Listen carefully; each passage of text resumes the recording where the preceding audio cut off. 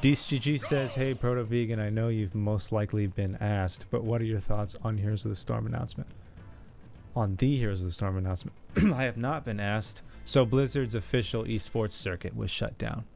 Dev team gutted. I would say that is sad. Certainly not unexpected. And an inevitability. Look, I knew what was happening. I have known what's been happening with Heroes probably quite a while compared to the average fan, just because I was actually working with Blizzard when I was active in that community, and I had insights that most people just did not have. Plus, I like to think I'm business savvy. I can kind of see what's going on. I can see where money's going, and you know, when you're friends with a lot of the staff, you understand, like, when they get moved to this, they get moved off the team, or new positions are created or eliminated, you can see, even if you're not sitting in on the freaking strategy meetings or the board meetings, what's going on in that company, if you just have some level of insight. So it was clear to me for a long time that Blizzard was not, certainly was not collectively behind Heroes of the Storm. There's a lot of disagreement about that internally, and obviously I don't speak for Blizzard, and I don't know the facts that they, you know, like the actual hard numbers, like how profitable the game is, what sort of investments have gone into the title, etc. But I certainly don't think that Heroes is bleeding money. It's probably somewhat profitable, just with microtransactions, which means that the company will keep the game around for that reason until it stops being profitable. In other words, until the cost of having servers and ongoing content for it ends up either making very little profit or starts losing money, which is certainly possible. And eventually that will just happen, because the game, that's a very complicated explanation. I'm sorry who asked DCG, but that's just what's happening in the gaming industry, and Blizzard knows that. That's why they're transferring those resources to mobile games instead, because they know what's happening with the gaming industry and which games are going to be successful 10 years from now, or at least safer bets 10 years from now. And PC exclusive games are not the sort of projects rather that are going to be safe investments right now in 2018. So that means not investing in Heroes and instead just utilizing it as an asset, which basically means using it to promote other Blizzard products, which Heroes has done quite successfully, because like Smash, it is a massive crossover. So you're able to promote Diablo and World of Warcraft and Overwatch, etc. with Heroes of the Storm, which is an inherent value that you can't really put a dollar assessment on. Sorry, I'm having a hard time winning and answering this question. But yeah, mostly it comes down to Blizzard just collecting dollars off of Heroes and utilizing it to promote their other products, and not investing more into Heroes of the Storm. Makes perfect sense to me in a business perspective, from a business perspective. But I can totally see how the hardcore existing Heroes community would misunderstand that and be upset about it. And I think that's unfortunate, because Heroes definitely deserves to have a community like League of Legends. The issue comes down mostly to timing. They moved devs to other titles, says DCG. Yeah. A lot of pros are out of a job, and the way the devs announced it was so out of the blue. So it's all mobile now? No, it's not all mobile, but that is the direction that the gaming industry is moving in. And for guys like you, I'm assuming you're around my age, saying that you're only a PC gamer. For guys like us, I'm not only a PC gamer, but I certainly have been a hardcore PC gamer historically. It's kind of hard to stay in touch with what's going on in the gaming industry because of the age gap. Let me be right back 1 second.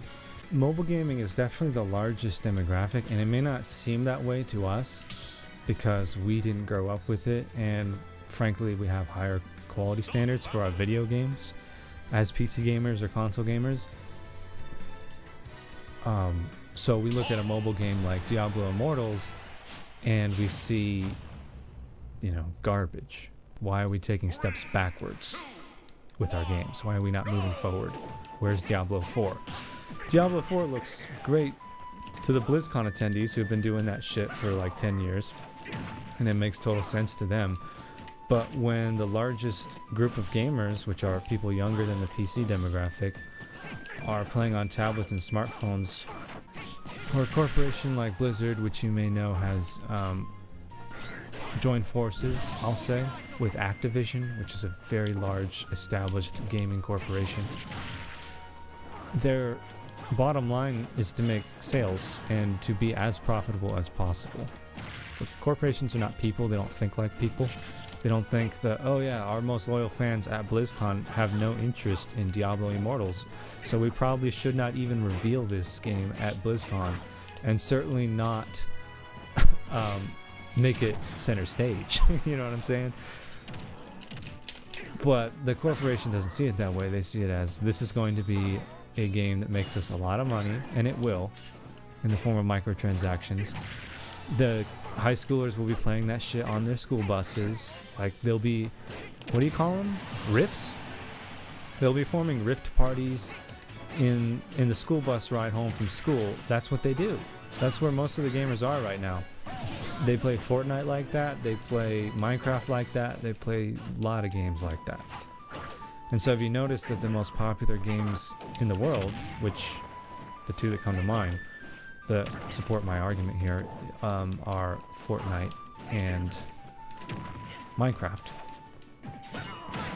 Those two games are as multi-platform as it gets. They're on every console, they're on PC, and most importantly, they're on the touch-based operating systems. Anyways, does that answer your question, DCG? For people like you and me, Diablo Immortals is not interesting. I'm assuming, for you. It's definitely not for me.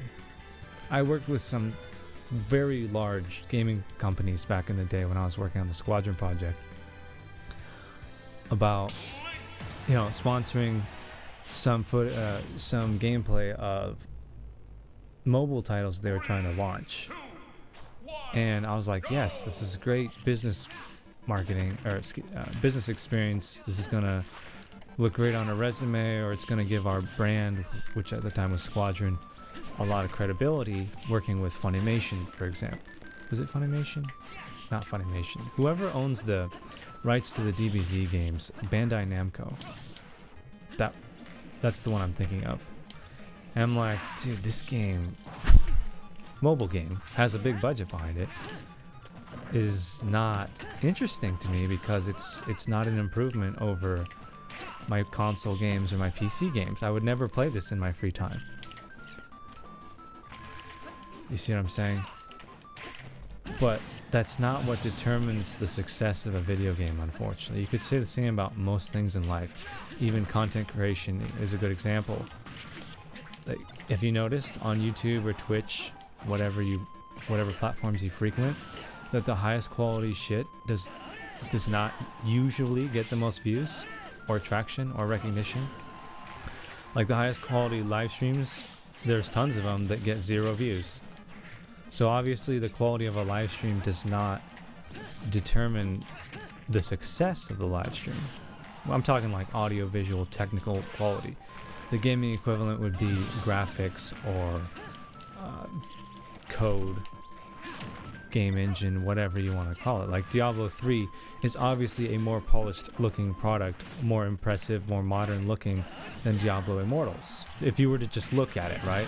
Or play it. There'd be less lag, there's better graphics, the inputs are more reactive, you have better controls, all that shit. That's quality. But Diablo Immortals will be more successful monetarily and in a traditional business classification than Diablo 3 because it's more accessible. Because you don't need a PC or a console to play it. All you need is a smart device, and pretty much everybody in the first world has a smart device that could run Diablo 3 right now. Like, The overwhelming majority of people do, and that is amazing.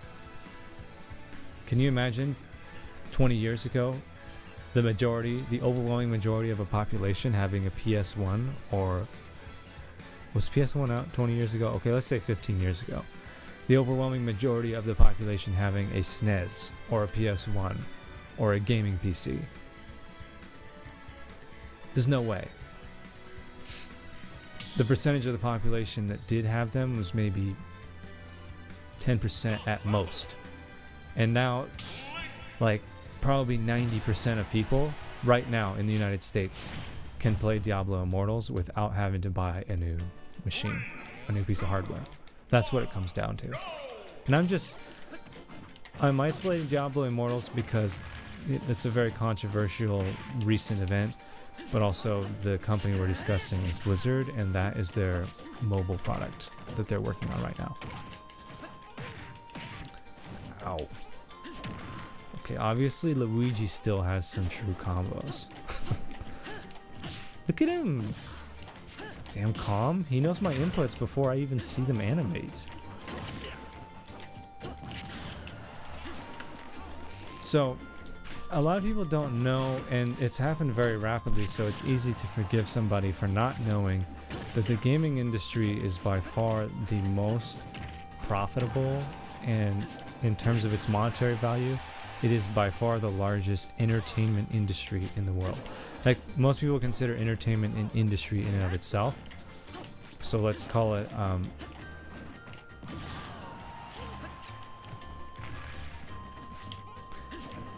let's call it a entertainment format.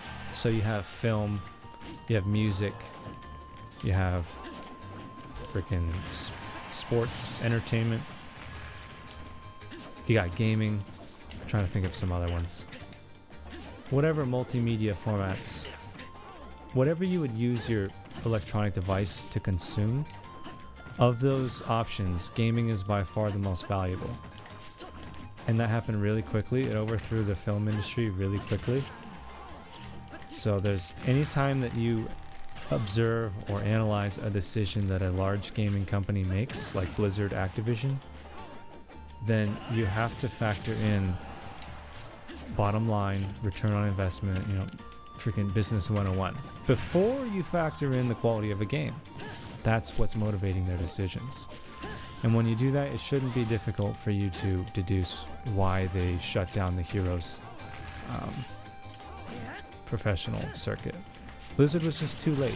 A lot of their executives were saying, we're too late. This is a bad move, when they were developing Heroes of the Storm. Maybe they were right, but the fact that Heroes didn't take off the way they were hoping is due to a combination of a lot of different factors.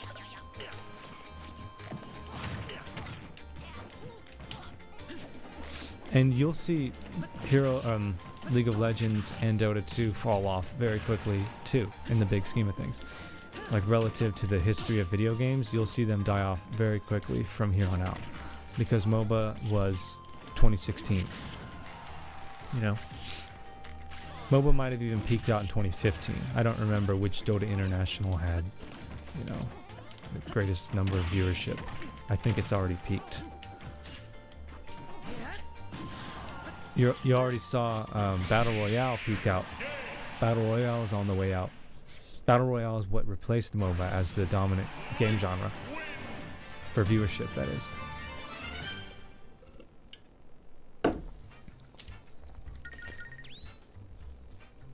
To be honest, HGC was not performing well at all on Twitch, so it was not surprising HGC was shut down. Yeah, of course. It's not that the circuit was no good. I'm sure the production value was fantastic. Or that the game is no good. It's just that there's not enough people. What is going on here? What is this map?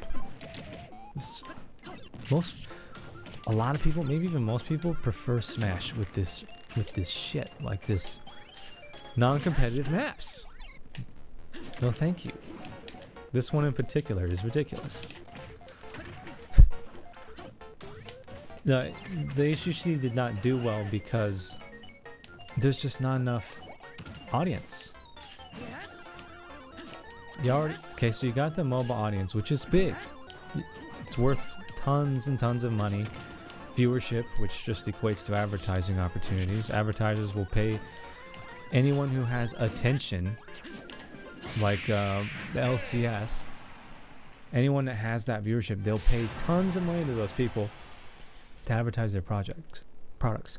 Say that there's 100 million regular MOBA viewers worldwide. So these are people that will watch VODs and live streams in their free time, centered around Heroes of the Storm, League of Legends, Smite, Dota 2, all the MOBA games.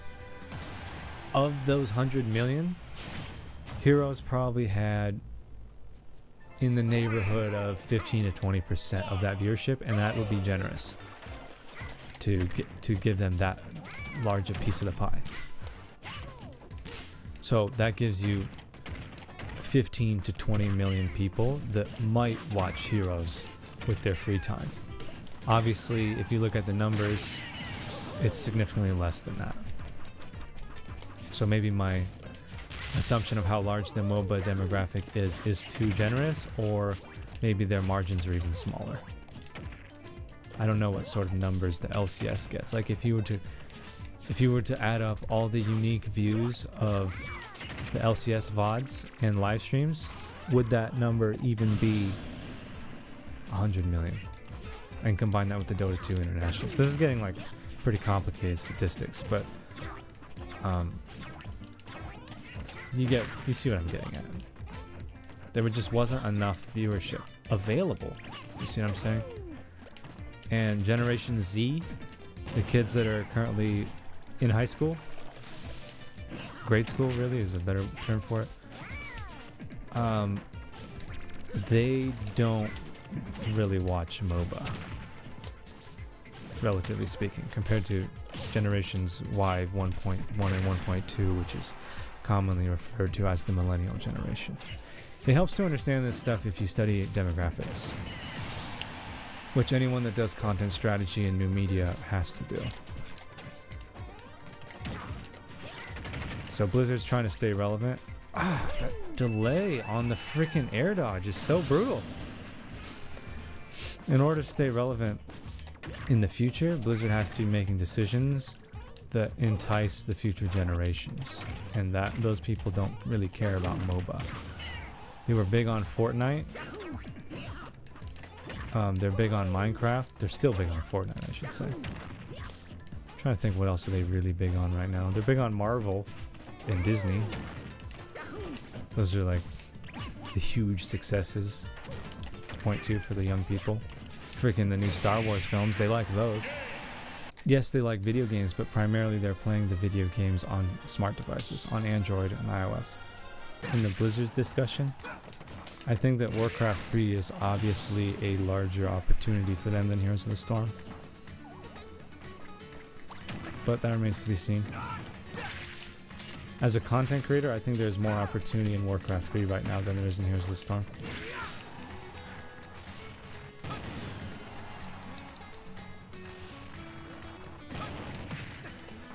Maybe Blizzard realizes that, but they probably just see it as a big risk.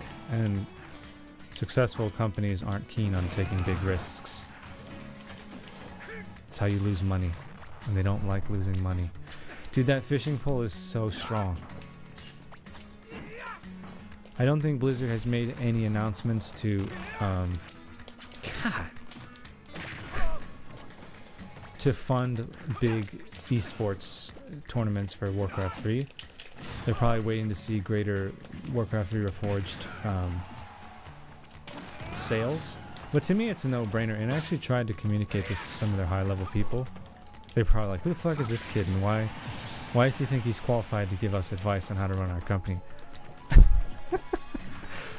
But obviously you have the World of Warcraft audience, which is still, frankly, alive and well, surprisingly. That's the same IP, same universe, so that crosses over pretty nicely. Technically, it crosses over to Heroes of the Storm, but not really, because it's not Warcraft, it's Heroes of the Storm. Just the name Warcraft is largely what appeals to the WoW demographic. And maybe not as players, but they're more likely to be viewers than they are to be players. You see what I'm saying? Because it's easier to watch Warcraft 3 than it is to get into it. Then you have the film component, which Blizzard is truly revolutionary in their... Look, Warcraft is a revolutionary IP because it's really... It's the most successful video game movie ever made. Mathematically speaking. So, it has successfully captured and been #1 in multiple video game genres. So it's an IP that covers multiple game genres, and it's the most successful video game movie ever made. So it's successfully crossed over into the film industry. And they have to be working on sequels to that. Why wouldn't they? It's quite profitable in and of itself. And it just promotes their other products, like the surge that WoW got from Warcraft hitting the cinemas was quite considerable. I remember that. Plus, Warcraft 3 successfully combines what's best about the RTS genre and the MOBA genre in one game. Ironically, because Warcraft 3 created MOBA, and it's an RTS. So there's a lot of crossover there. So StarCraft players are interested in Warcraft 3 as much as Heroes of the Storm players are interested in Warcraft 3. There's a lot of reasons why Warcraft 3 is a safer bet for Blizzard than Heroes of the Storm. Simple as that. And I think they realized that, but who am I to say? Last I heard, the company morale was very low after that Diablo 3 or Diablo Immortals fiasco, and that makes me sad because, dude, Blizzard is so talented and they're so revolutionary in terms of like gaming history. I hate to see a company like that get stomped, really, by the media and by their own fans. That was really sad.